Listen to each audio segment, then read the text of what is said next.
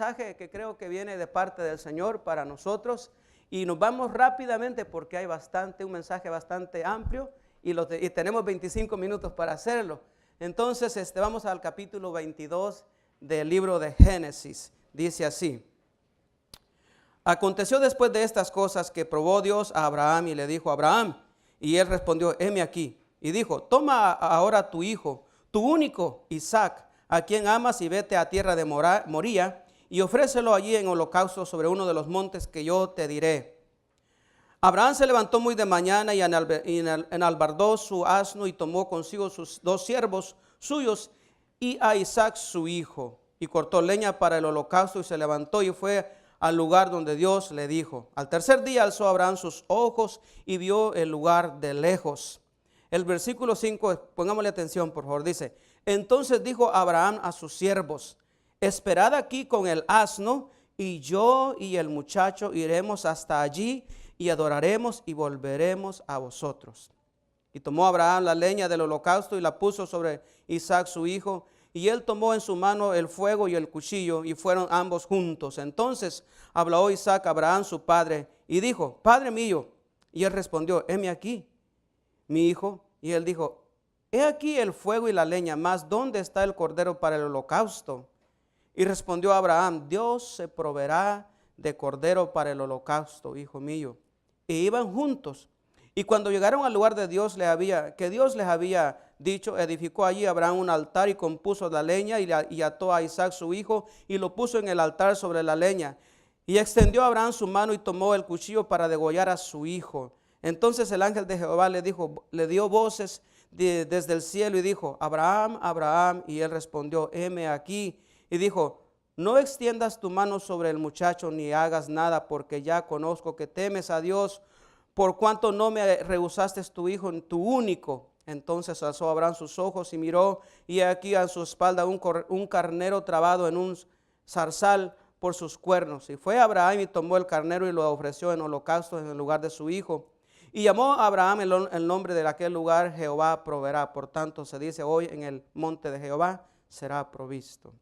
Vamos al Señor en oración para que el Señor nos guíe.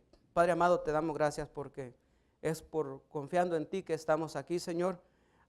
Pido, Señor, que perdones y olvides los pecados de tu siervo, Señor, para que tu mensaje no sea, Señor, tropezado, Señor, que tu palabra no regrese a ti vacía, Señor amado. Pido, Señor, que seas tú quien dirige, Señor, cada palabra, y que seas tú, Señor, honrado y glorificado en esta mañana. En el nombre de tu Hijo amado, Cristo Jesús. Amén. Amén. ¿Qué se dice de Abraham? De Abraham se dice que, ¿cómo lo conocemos? El padre de la fe, ¿verdad? ¿De acuerdo? Dice la palabra de Dios que creyó Abraham a Dios y le fue contado por justicia, ¿verdad? No dice: Abraham fue un hombre perfecto, intachable, y por eso Dios le reconoció. De ninguna manera. Pero ¿saben qué? Estamos estudiando el capítulo 2 de la historia, ¿de acuerdo? El capítulo 2, y tenemos que ver cuál es el enfoque de la historia. Para esto vamos a hacer un poquito a un lado la historia de Abraham y vamos a retomar desde el libro de Génesis capítulo 3. Pero antes de eso tengo 2 preguntas. Hay algunos hermanos cristianos que dicen que para nosotros ya no nos pertenece leer el Viejo Testamento, que ya está abolido, que ya no tiene mensaje para nosotros. Y eso me trae a la siguiente pregunta. Bueno, entonces, si nosotros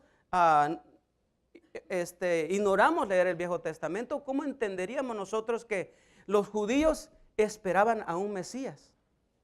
¿Cómo entenderíamos nosotros que Jesús iba a nacer de una virgen? ¿Cómo entenderíamos nosotros cómo iba a ser toda la vida de este Salvador del mundo? Es en el Viejo Testamento que a través de los profetas encontramos todo ese mensaje. De manera que vamos al capítulo 3 de Génesis y vemos, bueno, la pregunta es también, ¿cuál entonces es el verdadero propósito del Viejo Testamento? ¿Por qué es importante para nosotros? El Viejo Testamento es donde nos presenta Dios nuestro Padre el plan perfecto de redención a través de su único Hijo amado, Cristo Jesús. Ese es el plan.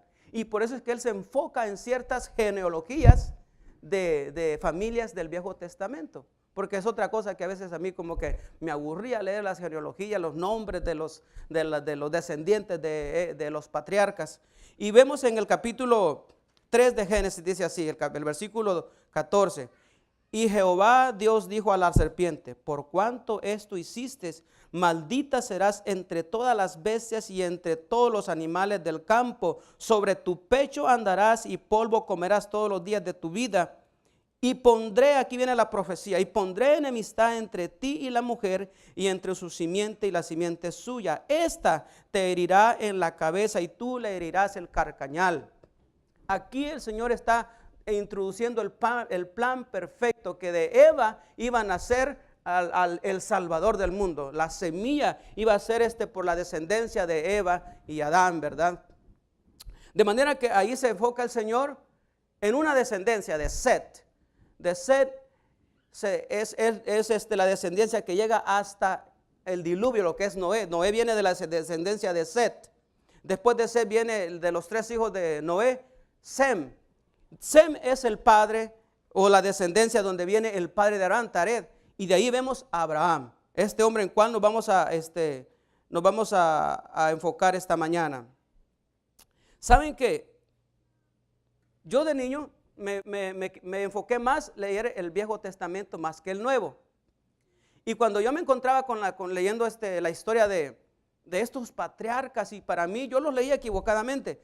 Para mí eran hombres perfectos, intachables, sin ningún error. Y era hasta cierto punto un poco intimidante, porque yo me enfocaba en lo que ellos hacían, no en lo que Dios hacía a través de ellos. De manera que, bueno, me intimidaba un poco, me animaba, pero me intimidaba ver a estos hombres tan perfectos que yo los veía. En realidad, ¿fue Abraham un hombre perfecto? Bueno, dice aquí que Dios le dice, después de esperar 25 años, llega su hijo, le llega la promesa, su hijo Isaac. Han pasado aproximadamente 20 años más. Eso se puede decir que a los 45 años tiene la promesa de que de este muchacho vendrá la bendición donde todo el pueblo, que será una generación más grande que las estrellas del cielo, igual que las estrellas del cielo. Pero el Señor le dice, ofrécelo en holocausto. Ahora, él tal parecer que no titubean de ninguna manera su fe. Dice que se levanta temprano, ensilla su asno, se lleva dos siervos, van rumbo a 3 días de camino, rumbo a donde el Señor le va a indicar que haga el holocausto. Dice también en la Biblia que le dice a los 2 siervos, quédense aquí, yo y el muchacho iremos y adoraremos y regresaremos. Tal parece que este hombre tiene una fe intachable, una fe inquebrantable. ¿Es en verdad eso? Vamos a ver entonces.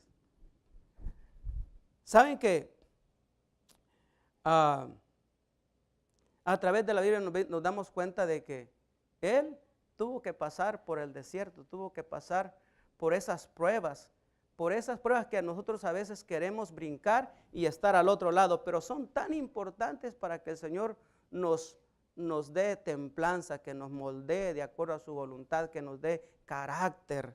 De manera que en el capítulo 12 de Génesis, versículo 1 en adelante, encontramos que dice, pero aquí el Señor llama a Abraham y le dice, pero Jehová había dicho a Abraham, vete de tu tierra y de tu parentela y de la casa de tus padres a la tierra que te mostraré, y haré de ti una nación grande y te bendeciré y engrandeceré tu nombre y serás bendición. Bendeciré a los que te bendijeren y a los que te maldijeren maldeciré, y serán benditas en ti todas las familias de la tierra. Y se fue Abraham como Jehová le dijo, y Lot fue con él. Y era Abraham de edad de 75 años de edad. Ahora, no es fácil. Imagínense usted, vamos a imaginarnos que Dios nos dice, mañana toma rumbo al oeste. Bueno, tú le crees, pero se lo tienes que comunicar a tu esposa. Imagínense que tú llegas con tu esposa y le dices, mañana nos vamos rumbo a X, rumbo al oeste. Y te pregunta a tu esposa, bueno, ¿y a dónde viviremos? No sé. ¿Cómo iremos? No sé. Ajá. ¿Dónde dormiremos? No sé. ¿Con quién nos quedaremos? No sé. Solo sé que vamos rumbo allá. Yo casi estoy seguro que mi esposa me haría una bolsita de tacos y me diría, cuando estés listo te regresas. Tal vez me hiciera taquitos. Pero dice que la Biblia que Abraham tomó camino, ¿verdad? Entonces tomó fe, claro que sí. Porque a veces queremos nosotros ver, dice Señor, es tu voluntad que yo haga esto, X, y yo quiero ver una señal para yo comenzar a caminar. Y vemos que en la Biblia es lo opuesto, tú caminas por fe y te vas a equivocar y en el camino vas a aprender, vas a crecer, vas a madurar. Pero necesitamos caminar por fe, no nos podemos quedar sentados y decir, bueno, si el Señor, si yo veo la mano ahí que me dice, vete. Por ejemplo, yo estoy aquí por fe, no es fácil, pero creo que es lo que el Señor me ha pedido. Creo, lo creo rotundamente. Bueno, de manera que vemos que, a ver si pueden poner el mapa por ahí. Vemos que él sale de aquí, los que estudiamos el libro de Daniel, recuerden que estudiamos el imperio babilónico, los caldeos. Bueno, Abraham salió de Ur, era del área de por ahí de los caldeos, y va rumbo allá a donde era en ese tiempo los cananeos, aquí, ¿verdad? Y hay una cosa que, bueno, él pasa por todas estas partes de Canaán y hace campamento por acá, cerquititas de Egipto, cerquita de Egipto. Y aquí podemos ver, hay algo bien, un paralelismo tremendo. Podemos ver muy bien cuando nosotros queremos tener un pie en el mundo y un pie con el Señor. En Génesis capítulo 3 nos dice el Señor que no te quiere tibio o caliente o frío, no tibio. Entonces, porque viene una hambruna, dice la Biblia. ¿Y qué hace Abraham cuando llega la hambruna? Se va a vivir a Egipto. Egipto para nosotros representa el mundo secular, aquello que ofrece todo lo que nos atrae, ¿verdad? A la carne. De manera que dice que él baja a Egipto. ¿Y qué le dice él a su esposa Sara? Bueno, en ese tiempo era Sarai, todavía no le había cambiado el nombre el Señor. ¿Qué le dice? Le dice Abraham a su esposa, di que eres mi hermana porque reconozco que eres hermosa. Y si ellos se dan cuenta que tú eres mi esposa, me van a matar. Entonces, por bien a mí, di que eres mi hermana. Y ella hace lo que le dice su esposo. Ajá, obediente, ¿verdad? Y de tal manera cuando entran a Egipto, el faraón nota la belleza de esta mujer y la toma como una de sus, se le podría decir concubina, o una de su edén, pues de su reinado. Pero el Señor manda una plaga, hiere completamente a toda la casa del faraón y le llega el faraón y le dice, ¿por qué me has hecho esto? ¿Por qué me mentiste? ¿Por qué no me dijiste que ella era tu esposa? Y él dice, es que yo tuve miedo de que me mataran. Y aquí está, vete, aquí está tu esposa, le dice, ¿verdad?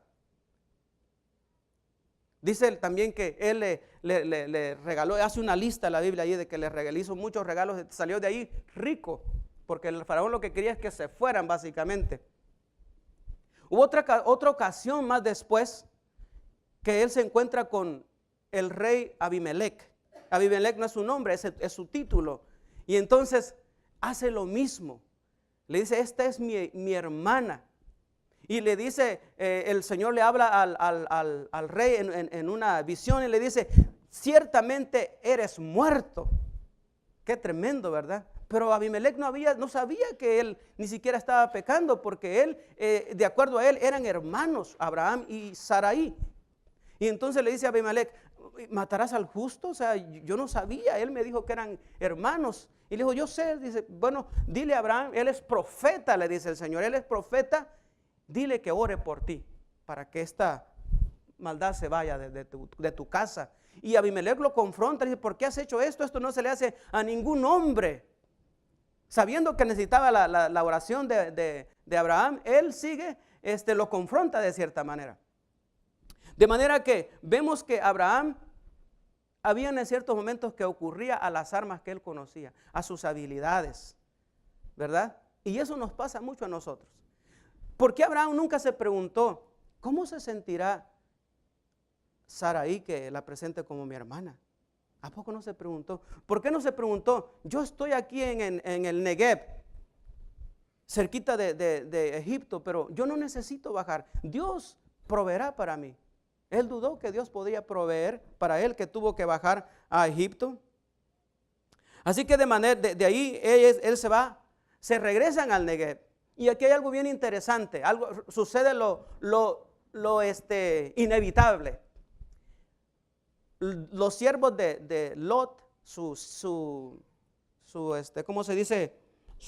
Su sobrino, y los siervos de Abraham tienen como quien dice, un malentendido ahí, porque dice que son ricos y no les cabe ahí juntos todo el ganado y todo lo que tenían, y se comenzaron a pelear, pues, y le dice a Abraham que no haya pelea entre ti y yo. Dice, somos hermanos.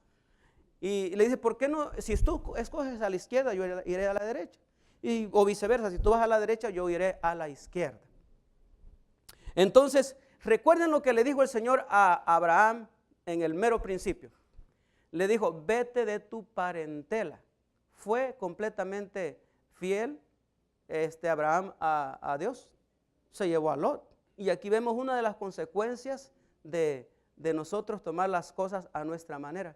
Vemos este malentendido y este problema que está existiendo aquí. De manera que dice la Biblia que Lot ve la llanura del Jordán y rumbo a Sodoma y Gomorra, y él toma lo mejor de la área.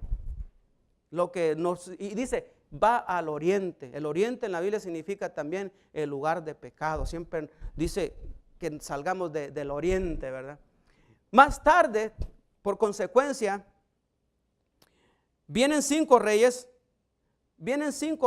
y se llevan cautivo a Sodoma y Gomorra. Junto ahí va Lot, ¿verdad? Abraham, ya conocemos la historia. Abraham hace un grupo de sus siervos y, bueno, rescata a Lot. Pero algo pasa. Después de eso dice la Biblia que Abraham tuvo miedo.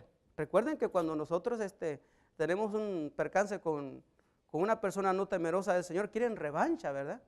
No se van a quedar con las manos cruzadas. Dice la Biblia que Abraham tuvo miedo. Y hay algo bien interesante lo que le dice aquí el Señor a Abraham. Estamos en el capítulo 15 de Génesis, versículo 1, dice, después de esto la palabra del Señor vino a Abraham en una visión y le dice, no temas, Abraham, yo soy tu escudo y muy grande será tu recompensa. Pero Abraham le respondió, Señor y Dios, ¿para qué vas a darme algo si aún sigo sin tener hijos? Y el heredero de mis bienes será Eliezer de Damasco. Como no me has dado ningún hijo, mi herencia la recibirá uno de mis criados. No, le dice el Señor, ese hombre no ha de ser tu heredero. Le contestó el Señor, tu heredero será tu propio hijo. Y aquí viene el versículo que conocemos todos, ¿verdad? El versículo 6 dice, Abraham creyó al Señor y el Señor le reconoció como justo, a él como justo, porque él creyó al Señor. De manera que vemos que aquí el Señor está, como quien dice, reconfirmando la promesa a Abraham, la que le hizo de cuando se lo sacó de su tierra, ¿verdad? De su parentela. Pero pasan más o menos 11 años. Pasan más o menos 11 años y la promesa no ha llegado. Sigue sin hijos.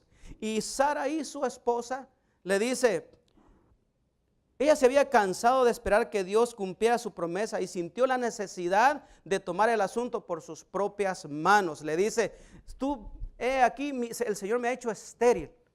Eso sí, me intriga como le dice, me ha hecho estéril. ¿Por qué no tomas a mi sierva Agar?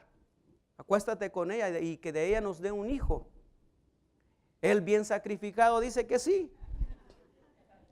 Pero miren la diferencia, como cuando él va entrando a Egipto, le ordena a su esposa que diga que son hermanos.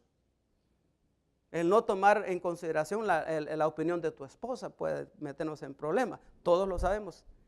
Y aquí su esposa le dice, y no él de ninguna manera dice, sabes que tienes razón. Dios me ha prometido una descendencia grande, numerosa, pero no me dijo que iba a ser de parte tuya. Dijo que iba a ser, ¿verdad?, específico de parte mía, pero no estamos muy claros en eso. ¿Por qué no lo llevamos en oración? Yo creo que el primero fue con la sierva y a lo mejor, no sé. Pero bueno, de ahí viene Ismael, ¿verdad? Viene Ismael, es Ismael, siervo de, perdón, hijo de Agar, hijo de Abraham. De manera que él pensaba, bueno, ya arreglamos el problema de que Dios no nos podía dar este hijo más pronto. ¿Saben, hermanos? Una de las cosas más difíciles es esperar en el Señor. O sea, yo a veces oro y pasan semanas, meses y no recibo nada, no escucho nada.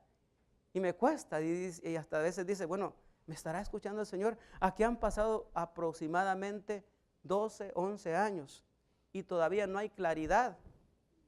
No es fácil.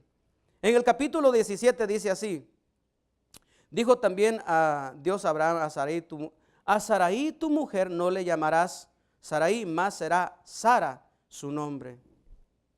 Y la bendeciré y también te daré de ella hijo. Si la bendice, sí, como quien dice, confirmándole, sí, la bendeciré. Y vendrá a ser madre de naciones, reyes de pueblos vendrán de ella. Entonces Abraham se postró sobre su rostro y se rió y dijo en su corazón, ¿a hombre de 100 años ha de nacer hijo? ¿Y Sara ya de 90 años ha de concebir? Y le dijo Abraham a Dios, ojalá Ismael viva delante de ti. O sea, habían pasado 24 años ya. 24 años desde que lo sacó de Ur y todavía la promesa no estaba completamente, no se materializaba. Y dice él, ¿a hombre de 99 años vendrá hijo? ¿A mi esposa de 90 años? Y dice que se sonrió y le dice, Señor, mira, ya tenemos un poco el asunto un poco arreglado. ¿Por qué no? Ojalá mi hijo Ismael esté delante de ti. Como diciéndole, Señor, tómalo. Ahí está mi hijo, ya tendría unos 13 años a lo mejor. Tómalo y hagamos una descendencia de aquí. Ya te echamos una manito, como quien decir, ¿verdad? Y le dice, no, en verdad yo bendeciré. De tu esposa Sara vendrá ese hijo que te he prometido. De manera que a los 100 años llega el hijo. Y eso nos lleva a nosotros. Eso nos lleva a nosotros a la lectura principal con la que comenzamos. Cuando Dios le pide que ofrezca en holocausto a Isaac. Ven qué tremendo es, cómo tuvo que esperar tanto tiempo. Y luego llega la promesa. Han pasado más o menos 20 años se cree, porque se cree que Abraham era un muchacho. Recuérdense que cuando dice que él quitó la leña del asno y se la puso a su hijo, eso quiere decir a lo mejor que su hijo estaba más fuerte que él. Él era a lo mejor de unos 140 años, Abraham. De manera que, imagínense usted, después de tanto esperar, Dios le dice a él, Abraham, en la mañana te vas a ir y vas a ofrecer a tu hijo en holocausto. Vemos a este hombre que no fue de ninguna manera intachable. Vemos que este hombre era igual que nosotros, ¿verdad? Que a veces su fe flaqueaba, pero dice que él creía al Señor, se levantaba y decía, yo creo en ti. Hubo algo bien importante que no me da tiempo de entrar en detalles, pero hay un pacto que ellos hacen donde el Señor pasa con una antorcha de fuego diciéndole lo que ha pasado a estos animales, que los corta por mitad, que pase a mí si no cumpliere con esta promesa. De manera que en el caminar nosotros vamos madurando en nuestra fe. ¿Va a ser fácil? No. A mí me da mucho miedo cuando decimos, hazte cristiano y todo va a ser muy bonito. Hazte cristiano porque tu vida va a estar resuelta. Sí, es cierto, eternamente, pero vivimos todavía en este mundo donde reina la maldad, Satanás. Y tenemos que nosotros enfocarnos siempre en aquel que nos ha hecho justos porque Él es justo, no porque nosotros seamos justos. Dice que por cuanto todos pecaron y están destituidos de la gloria de Dios, no hay ningún justo, ni siquiera uno, dice. Mientras estemos en la carne, el Señor sigue obrando, trabajando en esa obra que no la terminará hasta en el día del Señor. Entonces, si nosotros, el mismo apóstol Pablo decía, ay, pobre de mí, ¿quién me librará de esta carne pecaminosa? De manera que aquí vemos a Abraham, un hombre ya maduro en su fe, y dice en Hebreos, creo que es 11, que dice que él tenía la fe de creer de que Dios tenía el poder para resucitar a su hijo. De manera que él estaba a punto de degollar a su hijo. Dice cuando el ángel le dice, no hagas eso, no lo hagas.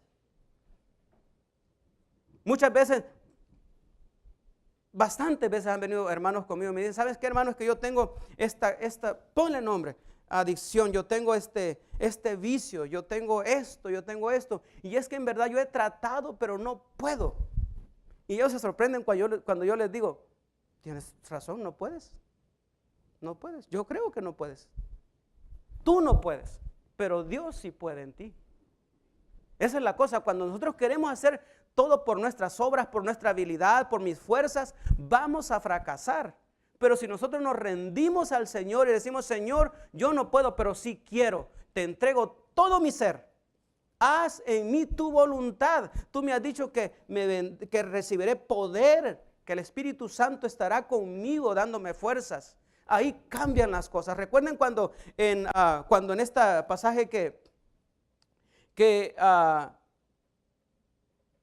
pasaje cuando el Señor le dice a Pedro que esto es interesante, porque le dice, aquí, Simón, Simón, Satanás nos ha pedido, ¿no? En la versión original dice que quiere decir, nos ha demandado zarandearos, dice, como trigo, pero yo he rogado por ti para que tu fe prevalezca, dice, y cuando vuelvas, confirma a tus hermanos. Ahí vemos la omnisciencia del Señor. Él había visto que Pedro lo iba a negar 3 veces antes de que cantara el gallo. Él ya sabía, vemos la omnisciencia. Él decía, pero yo he rogado por ti para que tu fe prevalezca. ¿Ve? No somos nosotros rendidos al Señor, convencidos de que sin Él nada podemos hacer. Es cuando Él puede entrar y dice, aquí yo estoy a la puerta y llamo, si alguno oyere mi voz, yo entraré a Él y cenaré con Él y Él conmigo, dice la palabra. De manera que Pedro le dice, no, Señor, ¿cómo? Nunca, yo estoy dispuesto a ir hasta la tumba contigo, a morir por ti. Dice, ay, Pedro, ya te vi. Antes de que cante el gallo, tú me habrás negado 3 veces. Dice en uno de los evangelios, creo que es en Mateo, el único que dice que cuando él lo niega por la tercera vez y el gallo canta, dice que sus miradas se encuentran. Y eso es lo que le da un gran dolor a Pedro. Y dice que lloraba amargamente. De manera que hay otra lectura que a mí me llama mucho la atención. Y esto esta analogía la escuché la semana antepasada de un pastor jovencito y me encantó. Él decía, ¿quién está en tu barco? ¿Quién está en tu barco? Asegúrate de que a las personas que están en tu barco son personas que te van a edificar, que te van a levantar cuando tú caes, no que cuando tú caes dicen, te dije que no eras bueno, tú no puedes. El Señor les dijo en una ocasión a los apóstoles, después de haber predicado, ya era tarde, y le dice, vamos a cruzar el lago de Galilea, vamos a cruzar. Y dice que ellos se encontraron en una gran tempestad cuando iban cruzando el lago. Y dice que ellos habían perdido ya la fe de que iban a salvarse de esa gran tormenta. Recuerden de que estos hombres eran grandes pescadores de experiencia. Acuérdense que no eran principiantes. De manera que les dice que él despierta, el Señor estaba durmiendo en la popa del barco y dice que lo despiertan y dice, ¿es que no te importa que nos vamos a morir? Y dice que él enmudeció, reprendió al aire, al viento y enmudeció el mar, dice. Y dice que le dijo, hombres de poca fe. Él ya le había dicho que iban a cruzar, ¿verdad? Y dice que también ellos se maravillaban de que aún la naturaleza doblegaba al poder de este hombre. ¿Quién es este hombre? Decían. Ellos acababan de haber estado viendo todos los milagros que él había hecho al otro lado del mar. De manera que esto es muy común hoy en día en nuestras iglesias. En este mundo que parece ser un caos. No nos ponemos a hablar de todo lo que está pasando, los cambios que están pasando, las elecciones que a mí no me sorprende tanto que este país haya legalizado el matrimonio de homosexuales. No me sorprende tanto, porque sé quién está atrás de todo eso. Me sorprende más, yo no sé si ustedes se han dado cuenta que muchas iglesias están yendo a cabo con esto. Ya están ya casando a hombres con hombres, mujeres con mujeres, ya lo están practicando. Y eso a mí me sorprende. Eso a mí me causa preocupación. Pero nuestros ojos están en Cristo. En Cristo. No es porque yo sea justo, no es porque yo sea perfecto, no es porque yo puedo porque Él puede. Yo soy justo porque Él es justo, porque Él llevó mis pecados a la cruz y Él ahí venció la muerte. Por eso es que yo soy justo, no por ninguna otra cosa. De manera que si tú vienes con un vicio que no puedes, por años y has intentado, pero por verdad no puedes, llega un momento en nuestra vida que tenemos que hacer una decisión y dejar de jugar. Tenemos que hacer una decisión. No podemos vivir con un pie en Egipto y un pie en la iglesia. No se puede. No trabaja a medias el Señor. A lo mejor sería bueno que se pudiera, pero no se puede.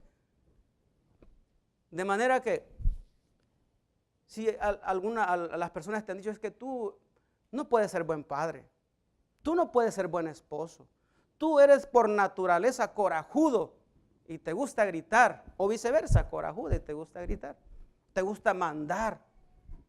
Ya tu mamá era así, tu abuelo era así, o era borracho, porque a mí me decían, mi padre dicen que murió de borracho.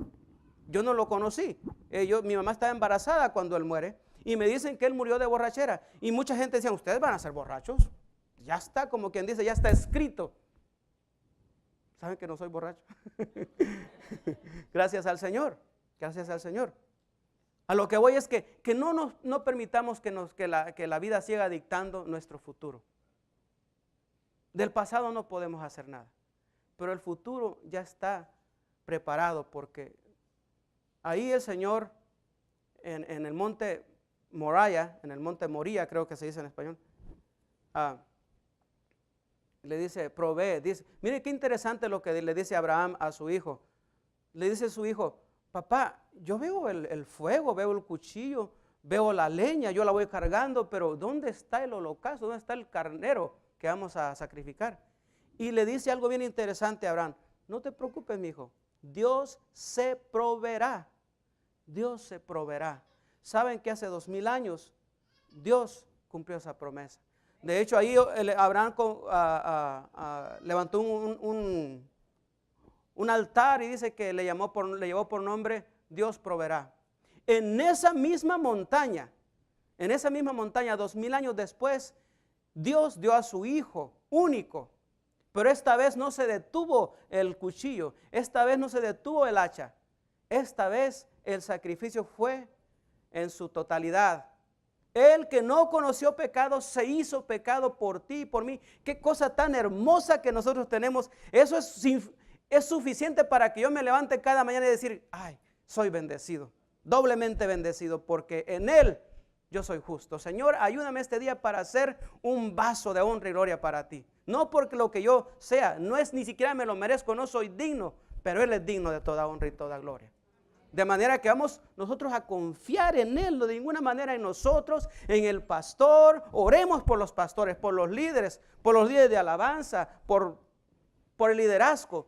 Pero no confiemos nosotros en el hombre, porque el hombre va a caer, nos va a defraudar. Pero Jesús nunca nos ha defraudado. De manera que Abraham falló muchas veces, pero Dios nunca falló a su promesa desde que lo sacó de los caldeos. Nunca.